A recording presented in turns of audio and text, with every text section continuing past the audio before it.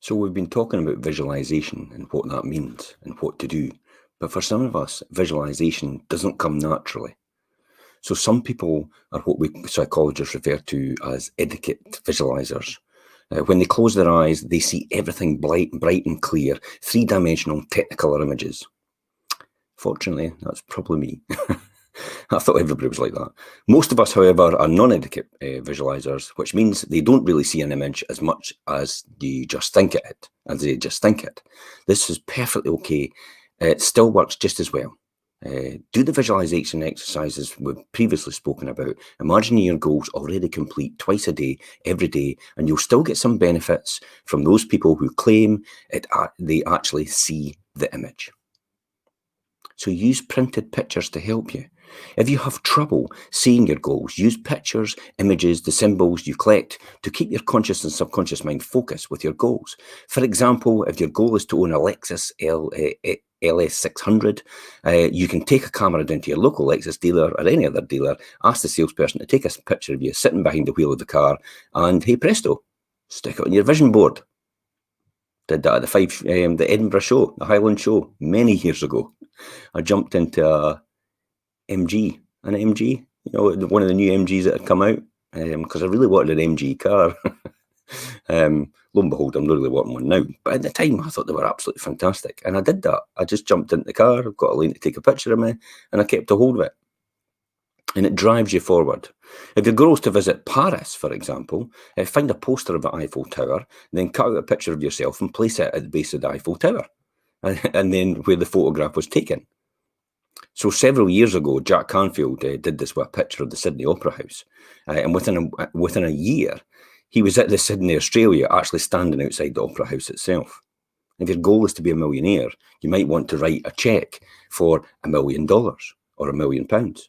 Or create a bank statement that shows your bank account and your stock portfolio at £1 million.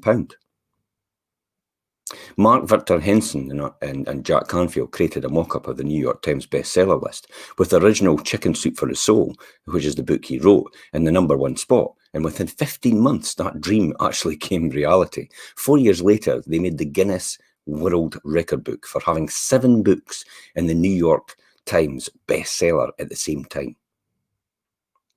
So use vision boards. Once you've created these images, you can place them one to a page and in a 3-ring binder and review them every day. Or you can make a dream board or a treasure map to a collage of all these images on a bulletin board, wall, or a refrigerator door, somewhere where you will see them every single day and it'll remind you. Probably a good one is actually your laptop screen, your mobile phone screen, or possibly your mirror. When NASA was working on putting a man on the moon, they had a huge picture of a moon covering the entire wall from floor to ceiling and in the main construction area. Everyone clearly visualizing the goal, and they reached their goal 2 years ahead of schedule. So vision boards and goal books made their dreams come true. So I'll tell you about John Asphalt. Now, he created a vision board in 1995 and put it up on the wall of his home office. Whenever he saw a materialistic thing he wanted or a trip he wanted to make, he'd get a photo of it and glue it to the board. Then he'd see himself already enjoying the object of that desire. In May 2000, having just moved into his new home in South Carolina a few weeks earlier, he was sitting in the office one morning when his 5-year-old son, Keenan, came in and sat on a couple of boxes that had been in storage for over 4 years. Keenan asked his father what was in the boxes. When John told him his vision boards were in the boxes, Keenan replied, "Your vision what?" John opened one of the boxes to show Keenan the vision board.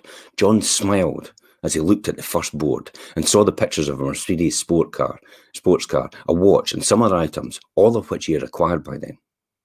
But as he pulled out the second board, he began to cry. On the board was the picture of the house he'd just bought and was living in.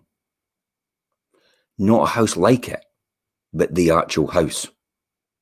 The 7,000 square foot house that sits on 6 acres with spectacular views, and a 3,000 square foot guest house and office complex, a tennis court, and 320 orange trees. That very home was the home he had seen in the picture that he had cut out in the Dream Homes magazines 4 years earlier.